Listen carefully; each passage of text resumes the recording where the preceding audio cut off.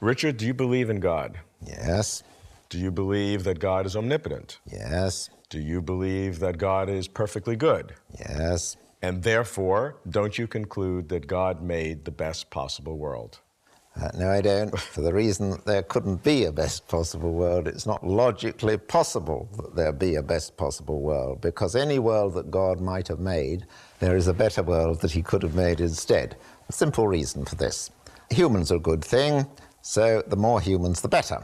Clearly not all concentrated on Earth, but spread around an infinite universe. Now, he's got to make some number of humans. Suppose he makes 1 trillion humans, and they all have nice, good lives. It would be a better universe if he'd made 1,000,001,001 humans, and so on forever. You might think, well, this could be solved by supposing he could make an infinite number of humans. But you can always add to an infinite number of humans by making another one. So whatever universe God makes, it wouldn't be the best of all possible worlds, because there couldn't be a best of all possible world. Okay, and if God has not made the best of all possible worlds, how then can you define God's perfection? God's perfection consists in doing nothing bad, in making many good things. A good being will spread goodness. He will make lots of it. He can't make a maximum, because there isn't a maximum, but he'll make lots of it, and he'll do nothing bad, and that's what perfection consists in. Can't you use the same argument that you made to exclude the possibility of a best possible world to similarly exclude the possibility of a most perfect God? By saying whatever defines the perfection, there could always be an increment to that. No.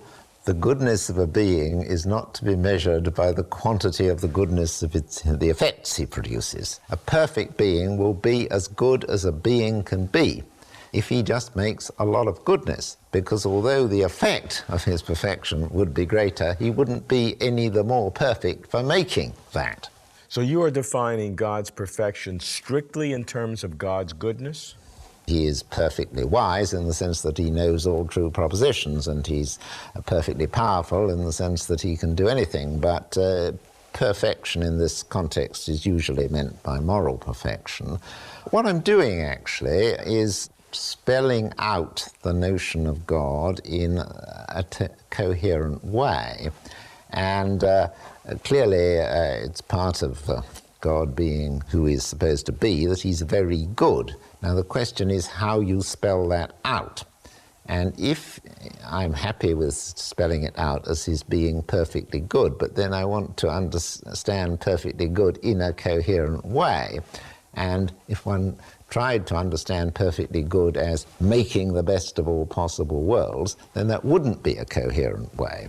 But if you would understand it as making lots of good things and doing nothing bad, then that is a coherent way. The best of all possible beings will be omnipotent, omniscient, and perfectly good. He's morally perfect. If he does nothing bad, everything he does is good. He does a lot of good.